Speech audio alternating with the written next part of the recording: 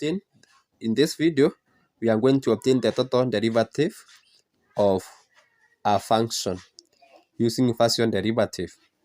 Here we are given function w as equal to bracket x squared plus y squared plus z, everything power half. So we begin by writing the formula for total derivative as follows. So this is the formula for the total derivative. So from this function, we are going to obtain partial of w with respect to x, and also we obtain the partial of w with respect to y, and the partial of w with respect to z, and then we substitute in this formula as follows. So using chain rule and the power rule, we shall have half multiplied by, we differentiate x squared with respect to x, which is 2x, then we reduce the power by 1. Power half minus 1 is power negative 1. So this will reduce to x multiplied by bracket x squared y squared plus z, everything power negative half. Similarly, partial of w with respect to y, it will be given by, so using the same chain rule and the power rule, partial of w with respect to y, it will be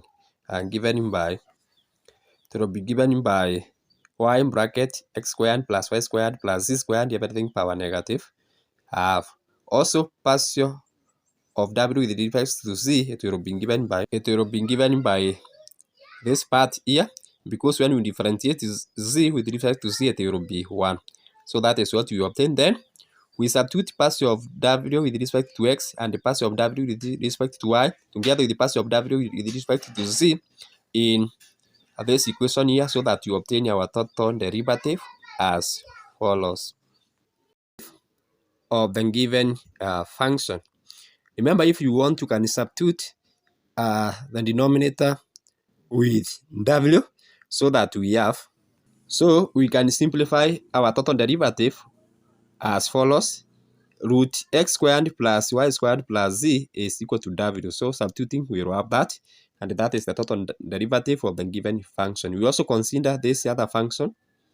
Given z is equal to natural logarithm of 1 plus xy, we find the total derivative of the function as follows. Since our function contains two dependent variables, x and y, then the total derivative will be given by partial of z with respect to x dx plus partial of z with respect to x and the partial of z with respect to y as follows. So from the given function, partial of z with respect to x will be y over x plus xy plus 1.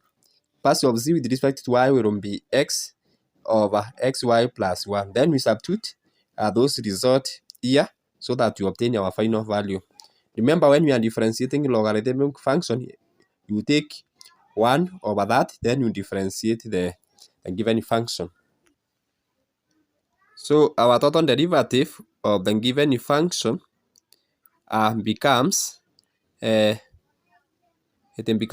dx divided by xy plus 1 plus x dy xy plus 1. The function we are given here is z is equal to sine inverse of xy. Then we want to obtain the total derivative of this function, which we can rewrite as follows. The function can be written as sine of z is equal to xy multiplied by sine both sides.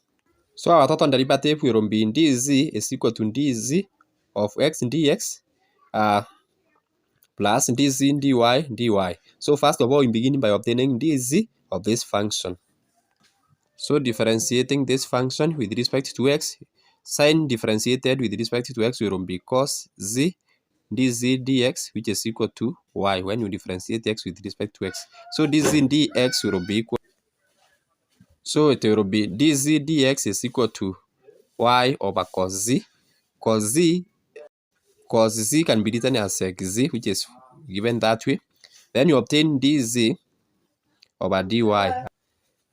Then similarly, it will be given by x over cos z, which is equal to x sec of z. Then we are going to substitute dz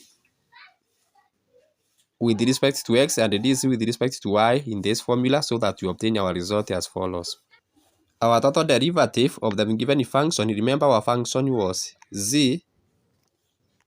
So the total derivative of this given function is z is equal to sine inverse of xy is y sec of z dx plus x sec of z dy. So thanks so much for taking your time to study with me on how to obtain total and derivative of one given function.